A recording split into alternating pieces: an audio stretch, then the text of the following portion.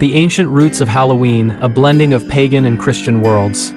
On October 31st, a global celebration known as Halloween takes place, but its history is a centuries-long evolution rooted in traditions far removed from modern trick-or-treating. The holiday's complexity comes from the blending of an ancient Celtic harvest festival with the establishment of several Christian holy days dedicated to remembering the dead. It is not in its origin a Christian holiday. Number 1. The Celtic foundation, Samhain, circa 2,000 years ago. The primary precursor to Halloween is the ancient Celtic festival of Samhain, pronounced Samhain, observed in the areas now comprising Ireland, the UK, and northern France. The end of summer. Samhain marked the most significant point in the Celtic calendar. The end of the harvest season and the beginning of the cold, dark winter, a time associated with death. It was essentially the Celtic New Year, typically celebrated around November 1st. The thinning veil. Celts believed that on the night before the new year, the boundary or veil between the world of the living and the world of the dead was at its thinnest.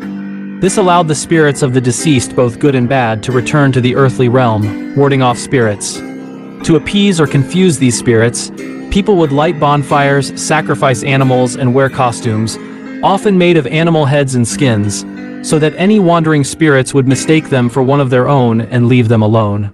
Number 2. The Christian influence, Allhallowtide, 8th to 11th centuries.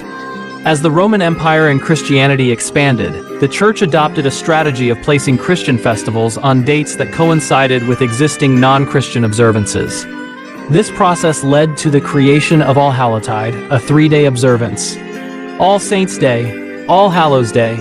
In the 8th and 9th centuries, the Catholic Church formally moved the commemoration of all deceased Christian martyrs and saints, Hallows, to November 1st, aligning it with the timing of Samhain. All Souls' Day.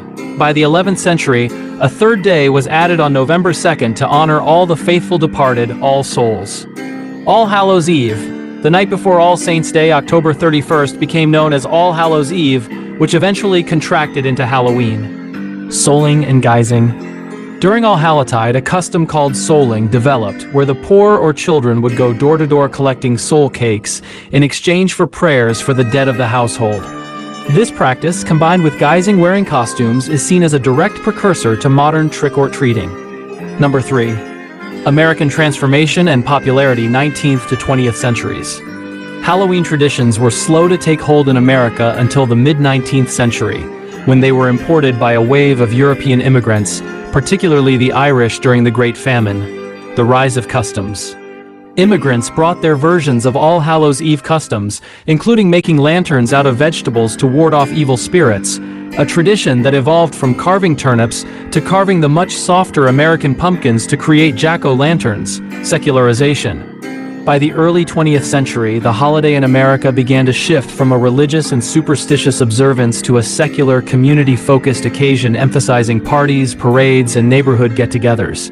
Modernization. After World War II, the emergence of mass-produced costumes and the rise of candy manufacturers solidified trick-or-treating as the central, lighthearted activity for children. The holiday is now the second-largest commercial holiday in the U.S. after Christmas. Today, while some Christians continue to see the holiday as having pagan origins they should avoid, many others participate in the modern, secular fun, which they view as completely separate from any religious or spiritual context, or they focus on the Christian observances of All Saints' Day and All Souls' Day.